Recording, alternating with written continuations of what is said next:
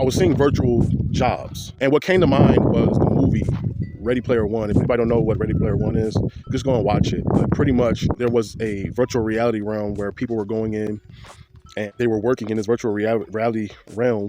But when they came back out into reality, they were poor. They didn't have a whole lot. Their houses were run down. Their living circumstances was like a mess. Like some of them were just abusive and so on and so forth. But when they go off into virtual reality, everybody is this character that they dream to be. It's very interesting. What I do remember from Ready Player One was that there was this corporation that had a lot of workers. They had these stations set up. It looked like a treadmill or something like that. They had these stations set up, and they had hundreds of workers working for them to try to win the prize in this virtual reality realm. They were pretty much slaves. I believe they owed a debt, and they had to work off their debt by playing this game for them. And they just had hundreds of people that were just like on these treadmill type of portals. I don't even know what it's called, but yeah, I literally see that happening in reality, because already there's people who they're fascinated with AI already, and they come up with this lie, this fantasy of how they see themselves, but in reality they're as poor as dirt, or they don't necessarily have as much, or their teeth are not as perfect as they would hope, or their hair is not as perfect. They're coming up with these AI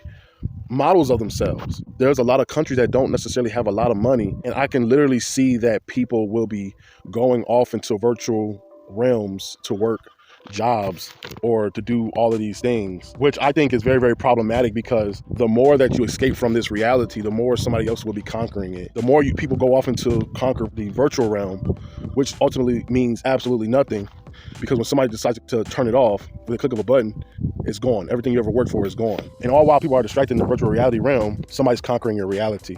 And next thing you'll know, all that time that was spent inside of the virtual realm, you became more and more enslaved in the reality realm.